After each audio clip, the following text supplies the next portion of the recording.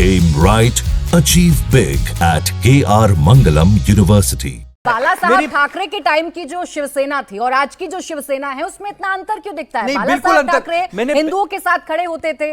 आप खुद इमेजिन करके मुझे बताइए, अगर उस वक्त कोई कहता सनातन आतंकवादी तो क्या होता आपकी पार्टी का स्टैंड, और आज क्या है आपकी पार्टी का स्टैंड? वही स्टैंड है जो उस समय था। आपको याद होगा कि जब 2008 में ये मालेगांव के विषय पर जब उस समय के तत्कालीन गृह मंत्री, दो बड़े गृह मंत्री ने बयान दिया था कि भगवा आतंकवाद, और उसमें मुझे जहां तक याद है कि जो पहले राजनीति में जो सिंह साहब थे, जो बाद में बीजेपी से सांसद और मंत्री भी बने, उन्होंने भी बयान दिया था। तीनों ही बयानों का हमने खंडन उस समय भी किया था।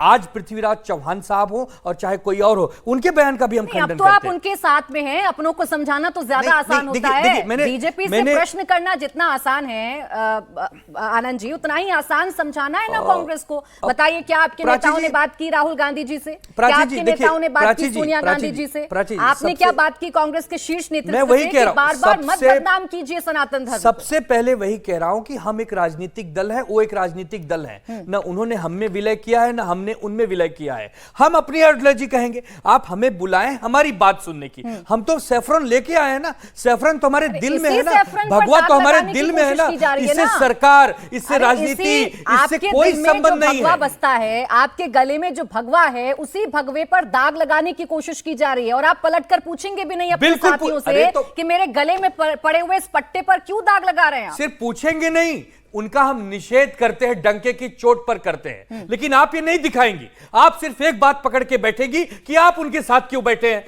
आप पूछिए, नहीं पूछिए, आप नहीं। एक मिनट आनंद भाई, आपकी व्यक्तिगत इज्जत का तो खबर।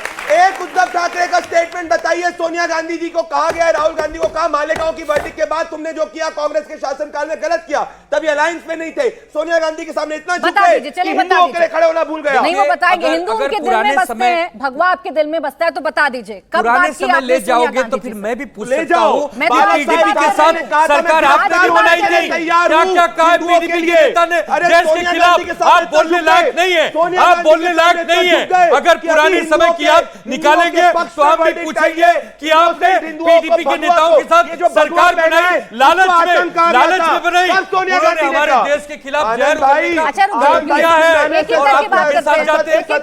देखिए, प्रदीप भंडारी जी, प्रदीप भंडारी जी, प्रदीप भंडारी जी और आनंद दुबे जी, आज के स्टैंड पर बात कर रही हूं, आज के स्टैंड पर बात कर रही हूं। भगत सिंह ने दिलाई, नेताजी सुभाष चंद्र बोस ने दिलाई। अच्छा रुके, प्रदीप भंडारी जी रुके। देखिए, दोनों एक साथ इस मंच पर खड़े होकर बोलेंगे ना, किसी को नहीं पता चल पाएगा। अब निजय अवस्थी जी, आप रुक जाइए। आनंद जी, आनंद दुबे जी ने अभी कितनी अच्छी परिभाषा बताई, बाला साहब ठाकरे के टाइम की शिवसेना की बात बताई। हाँ, आज का स्टैंड क्या है ये शायद क्लियर नहीं बता पा रहे हैं अभी आनंद दुबे जी।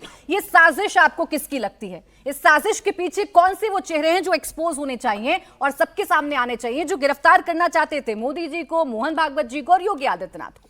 प्राची जी, पहली बात तो ये कि जब इनको दोबारा वक्त दें तो आनंद जी एक सवाल का जरूर जवाब दें कि इन्होंने कहा कि मेरी पार्टी तो श्रद्धेय बाला साहब हिंदू हृदय सम्राट की है। अगर आज बाला साहब ठाकरे जी, श्रद्धेय बाला साहब ठाकरे जी होते तो पृथ्वीराज चौहान का क्या हाल करते, ये मुझे बता दें। उनके घर का, उनके आसपास का क्या हाल करते, ये मुझे बता दें कि वो ये कर रहे हैं कि नहीं करते। ये पार्टी उसकी नहीं रह गई।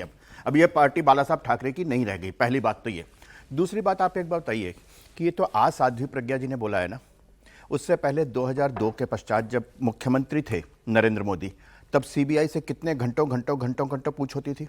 ईश्वर जहां के एनकाउंटर पे किसको तंग किया गया, ये कोई नई बात नहीं थी। तो ये तो था कि हताशा में, निराशा में एक ऐसी थ्योरी जन्म ले जिसके कारण इनको पकड़ा जा सके, मकोका लगा करके या एनआई के थ्रू करके अंदर कर दे, जिसमें जमानत भी ना मिल सके। ये पूरी साजिश थी। आप लोगों को समझना चाहिए ये बात। आप लोगों को आज ये बताइए, कोई और अगर सामान्य कैदी भी होता है, आज साध्वी प्रज्ञा जी चल नहीं सकती अपने पैरों पर। जब गई थी तो अपने पैरों पर गई थी। क्या होता, यहां से लेके अमेरिका तक जो जाते हैं कि आप आइए हमारी लोकतंत्र में, लोकतंत्र को बचाइए आकर के। सारे ह्यूमन राइट्स जो संगठन है, वो सारे क्या साध्वी प्रज्ञा के लिए कुछ ना बोलते?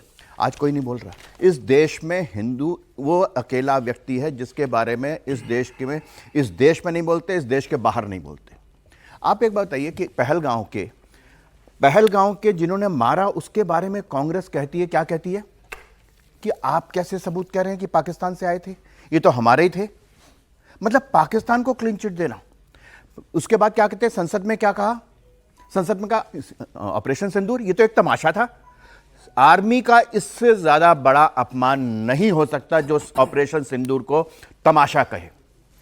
कर्नल पुरोहित आर्मी, दूसरे क्या हिंदूवादी नेता, वो भारत की सांस्कृतिक उसके शक्ति के प्रतीक। सेना और हिंदू, इन दोनों को टारगेट करना निरंतर निरंतर निरंतर लगातार प्रयास रहा है। ये कोई सामान्य घटना नहीं है, मालेगांव की घटना। और प्रदीप ने बताया, आप ये बताइए कि एक बात नहीं है, आरवीएस मणि जो थे, जो होम मिनिस्ट्री में अंडर सेक्रेटरी थे, उनकी बाकायदा किताब है myth of Hindu siphon terrorism. उन्होंने लिखा कि कैसे मुझे सिगरेट से जलाया गया, मुझसे एफिडेविट दिलवाया गया कि नहीं ये नाम लो, ये साध्वी प्रज्ञा तो आप कह रहे हैं कि किसी एक पार्टी की होंगी ना। वो तो आरवीएस मणि तो होम सेक्रेटरी होम मिनिस्ट्री के कर्मचारी थे। उन्होंने कहा, कल एक वो एटीएस के व्यक्ति ने बोला, ये एक सामान्य बात नहीं है, आप लोगों को समझना चाहिए।